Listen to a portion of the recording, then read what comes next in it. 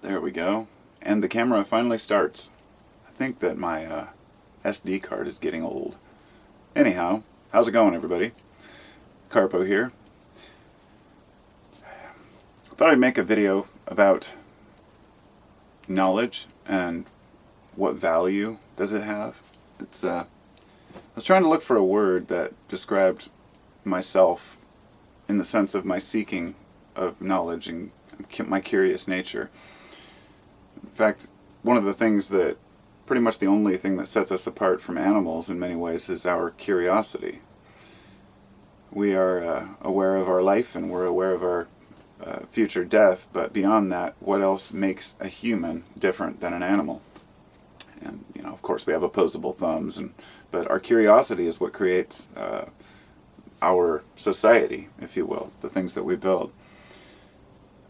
Over the years, I've considered myself a philosopher of sorts, but I really don't like that term. I find it too academic, and really, the term, philosophia is love of wisdom, which I guess it's not the wisdom that I'm really after as much as the knowledge, because the wisdom comes with time. Wisdom only comes through experience, in my opinion.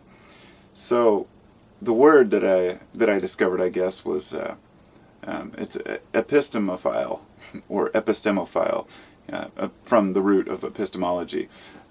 Phile or philic means to love, so anything with phile on the end, basically is a love of. So, an epistemophile or an epistemophile is someone who seeks knowledge for the sake of knowledge. Somebody who's curious and wants to know more about things. And I think most of us have that to one degree or another, but some people have it a lot more. I mean, with all the people around me that I've met and interacted with in my life, I seem to have a much more, let's just say, I demand much more information in my day. I can't just go through the day without learning about something new or processing new information. And so I guess the reason I'm making this video is to encourage other people who are lovers of wisdom and lovers of knowledge to not get bogged down by the number one concern I think that many of us have, which is, am I wasting my time? If you spend all day researching something that you might not look at again for a long time, sometimes it can seem like a big waste of time. I take, hundreds of pages of notes over, the past few years. Every day, at least once a day, I write all these notes on a paper about a subject that I'm into. Some of the times I make a video about it. Other times, most of the time that I write papers down, I don't, because I end up getting moved on to another subject. And that's the thing. Curiosity seekers are always on the move, whereas those who are less curious tend to be able to stick with one thing for a long time, which is a trait that I admire. The ability to just be a specialist in one area and to not be concerned with, the other goings on in the world. That can be useful for some people. But it's my belief that even though more knowledge can bring us more misery through what we learn, out of sight, out of mind type mentality, I think that overall, the more knowledge that we have, the easier our lives will become after you have sorted through the BS. And that's really the key point I wanted to make, is that if we're tying into the video I made the other day about this happiness curve, if you will, and how a lot of people tend to have kind of breakdowns in their late 30s through early 50s.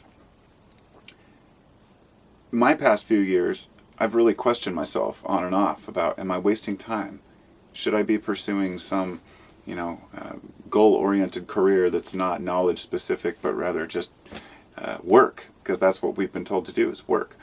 By our society, by our parents, by our teachers, that, get a good job and work and don't waste your time with musings. And of course, we learn that that's not true, that it's the musings and the discussions and the curiosities which motivate us in life and keep us going. For me, it's something different. It's something extreme. I have to learn stuff. It's just ingrained within me.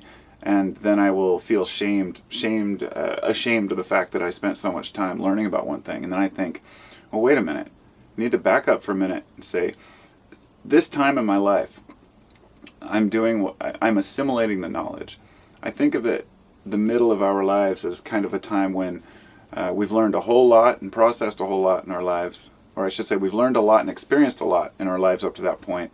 And then we get into kind of a routine and a life where we can have daily reflections and start to really ask ourselves, what do we want out of life, or what does life want out of us? And that's during this time, when you can find our purpose, if you will.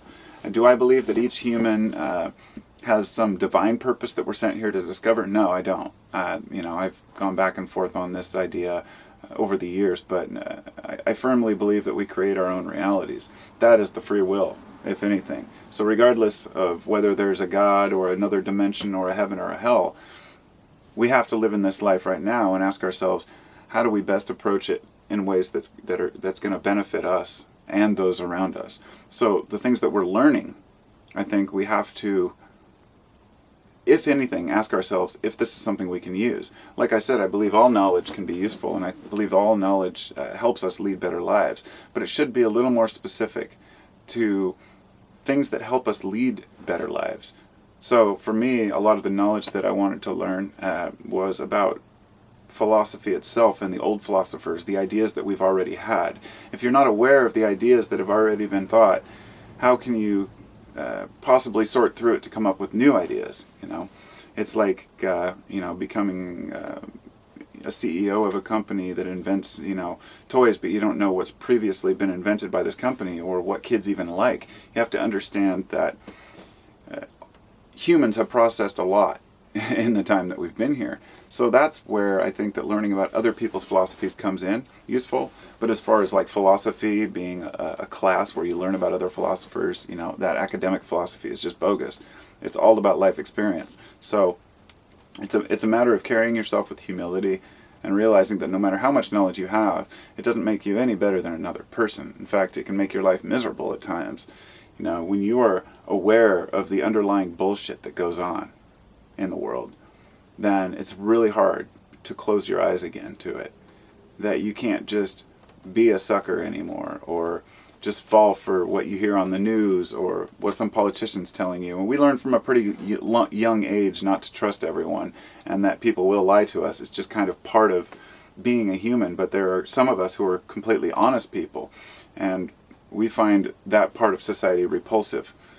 So for us, it's about learning things in order to share it with the world. I don't know. I really don't know. At this point in my life, I don't know what I'm going to do with my desire to write, to speak, and to read and to learn.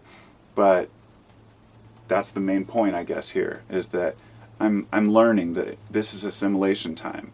I shouldn't expect to get anything big done until I'm ready. And in my 50s, maybe 60s, maybe I'll, finally follow my path, which is not something that's been divinely handed to me, well, other than being part of a bigger picture, but that we need to find our little niche, what we enjoy looking into, and to try to share that with as many people as possible, and to lead the best lives that we possibly can. And so knowledge can help on that, but it's not the be-all end-all. Ignorance is bliss in some ways. So I will leave it at that and talk to you all later. Peace.